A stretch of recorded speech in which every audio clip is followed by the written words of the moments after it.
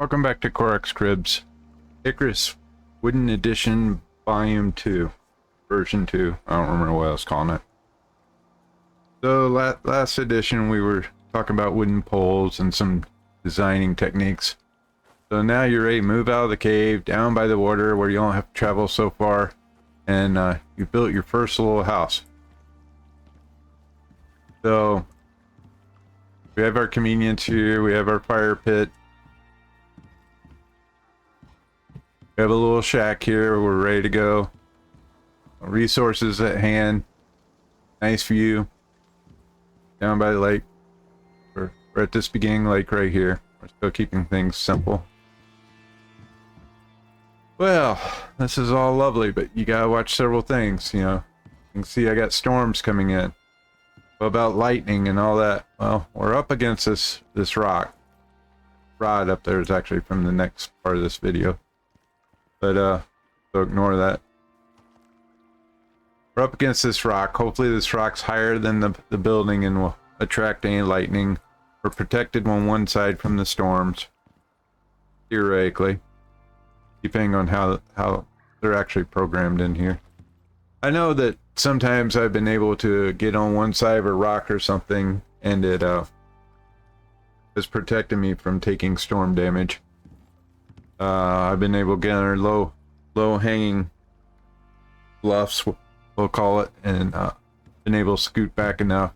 They're few and far between where you can find those spots, but it does give an indication that there's a somewhat directionality to the weather.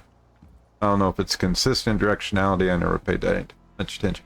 Anyway, you are still somewhat exposed here. You have to be careful about lightning. You gotta make sure you have a fire whacker on you at all times, and a hammer for repairs. You know, a couple windows are nice to be able to look out before you exit.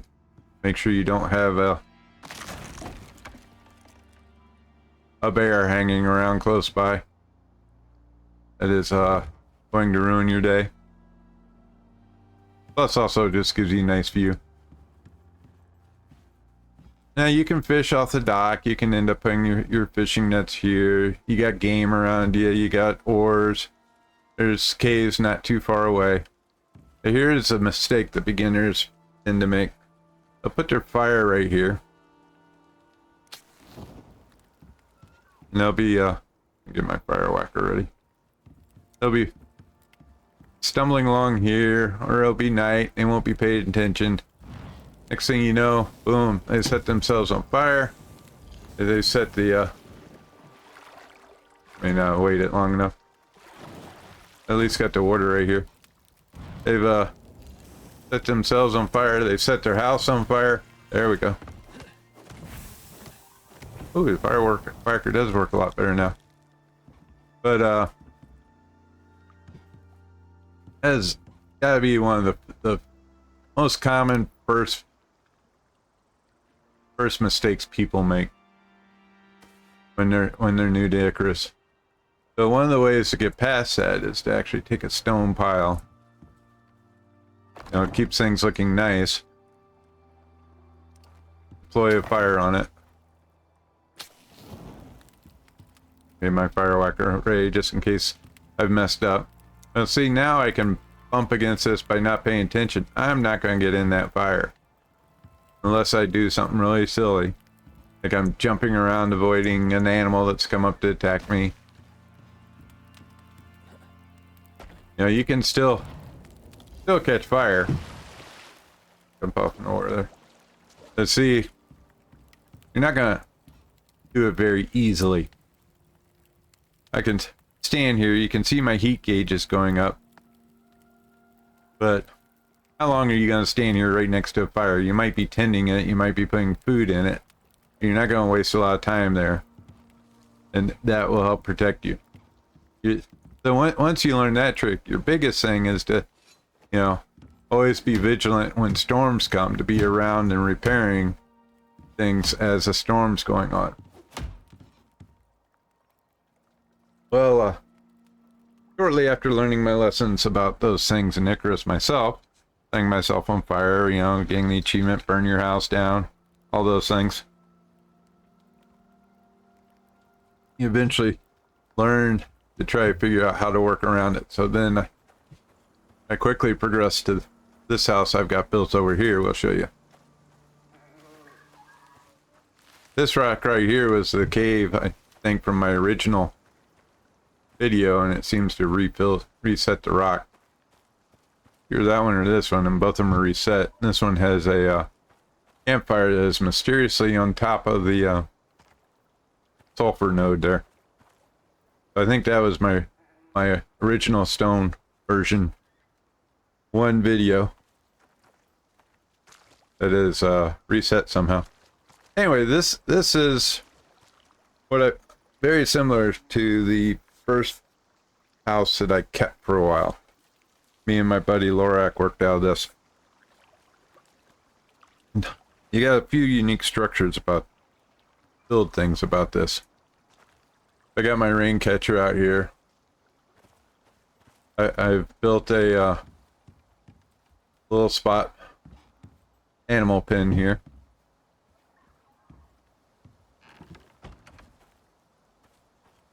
Up on top, I have a roof garden and the stuff that's required to be outside. I did end up putting a lightning rod back there to help keep the lightning off of it, because that's the #1 cause of issues with this. Oh, speaking of which, we got a thunderstorm coming in. Good timing. They get inside here. I've got a fireplace buried back in here. Of course I don't have any wood on it. Prep for the video, but don't put any wood in your fireplace. Interesting noise going on. Okay, now that may look like it's causing problems, but it actually is not. One that's causing problems. If you see, I've got like a double wall structure here. I've got my boxes in here, which it would suck to lose resources, but I got my more expensive benches in here. Now I can repair that wood sloped wall out there, and it gives me a secondary wall right here. So all my expensive benches are inside 2 walls. I've got my anvil tucked back there. I think my original one was one more level wide. I can open those up. I've got little boxes tucked in there. It really worked well when I was working with Corack, because he would stay down here and just go around, keep repairing those, and I would stay up in the attic space, which has our beds, and I would repair this. So even if you went on a simple quest that took you away for a night or two, or you're doing an operation, you know, the storm's got to get through 2 layers to get down to your really expensive stuff, your workbenches. So this kind of design gives you some built-in durability before you get to stone, so you can get away from the house to do the quests and the resource gathering you need to do. We'll wait here and see how bad this storm is. We'll get to the rough part a little bit. This, by having your animal pen up off the ground here a little bit, any animals coming in will be attacking the sides, and if you're here, you'll hear them, be able to get out to protect your animals, especially when they're low level newbie animals. But I'll also look to see if I have a screenshot. I know I got at least one at night where the lighting was really cool of my original house that was in here. Oh, there goes some lightning.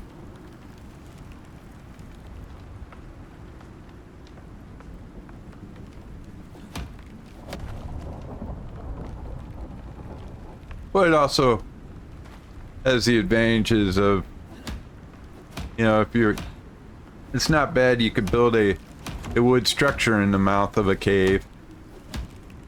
So it's kind of out of the storm to give you protection from animals and stuff like the video I did with the dirt and living in the front of the cave. You can see things are taking damage. But I can oh, nice lightning storm. I think it's the really low ones that are taking damage. There, that's taking low. You can see how this works. But if you put a building in front of a cave where you're not getting the cave sickness and slope it out of the building, wood makes for a quick shelter. You could throw a couple boxes in there just to store your ores. You could throw a stone furnace in there so you can smelt the stuff, because 2 ores usually make 1 bar. So by pre-smelting it at caves, you're saving space when you're hauling stuff back. And as long as you don't leave much in there that you're concerned about, if something does happen, it's not a big deal, and you haven't spent a lot of time on resources, because unless you're in the Arctic, you got wood and fiber of some sorts around you. I've dropped into the desert and did a survival thing there. My biggest mistake when I did that was I went to bone armor. I didn't take cloth armor. I should have took cloth armor right away for the heat resistance. But as far as getting enough wood to build a place and everything, it wasn't, and fiber, it wasn't a hard thing at all. Ooh. So anyway, I hope you like this video. We're gonna keep it short. We're gonna end it right here. And thanks for watching. Please give it a like and subscribe if these videos interest you. Hope you have a wonderful day.